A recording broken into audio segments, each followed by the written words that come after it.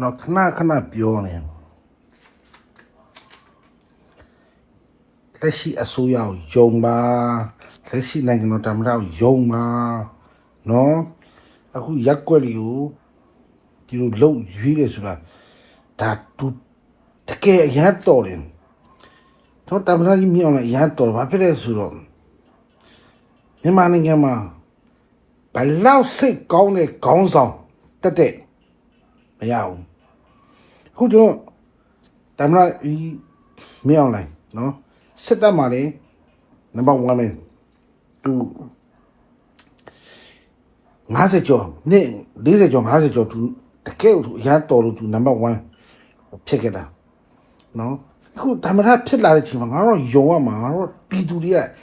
စောင့်ကြည့်နော်ကိုတပင်ကိုစားကောက်ကိုအေးစိနေစောင့်ကြည့်တကယ်သူလုံးမှာဘာဖြစ်လဲဆိုတော့ဒီအောက်ခြေကဟာလီနော်ဒီအုတ်ချုပ်ပိုင်းနေအုတ်ချုပ်ရင်းမှုတွေနော်ဟိုလက်စားထားတဲ့ဟာလေးဟိုနေထင်းနေနဲ့ပေါင်းပြီးတော့မဟုတ်မဟာလှုပ်ထားတဲ့ဟာလေးကိုအကုန်ပြန်ရှင်းပါသူကမှတ်ထားရနော်မရှင်းလို့မဟုတ်ဘူးရှင်းပါအကုန်လုံးရှင်းပါဘာလို့ဆိုအဲ့အရင်ပစ္စည်းနေပြီလေဟိုတော်တန်းဟိုဖြစ်နေအဲ့ကြောင့်ဒီအုတ်ချုပ်ပိုင်းကိုသူရွေးတာရမီရဖားနေဟိုအကုန်ရွေးတာနော်တချို့ကြတော့မရွေးဘူး9ယောက်10ယောက်နဲ့တော့ဒီကမှာအင်္ဂလိပ်အကနေနဲ့ဟိုဟာတကယ်ပြည်သူတွေမပါဘူးနော်ပြည်သူတွေရွေးတယ်မှာမပါဘူးအဲ့လေတချို့ရက်ွက်တွေရှိရတချို့ရက်ွက်တော့တကယ်ရွေးတယ်တချို့ရက်ွက်မရွေးဘူးနော်နိုင်ငံချမ်းသာတဲ့နိုင်ငံမှန်တယ်များဘာဖြစ်လဲဆိုတော့ရက်ွက်အုပ်ချုပ်ရေးမှုအရန်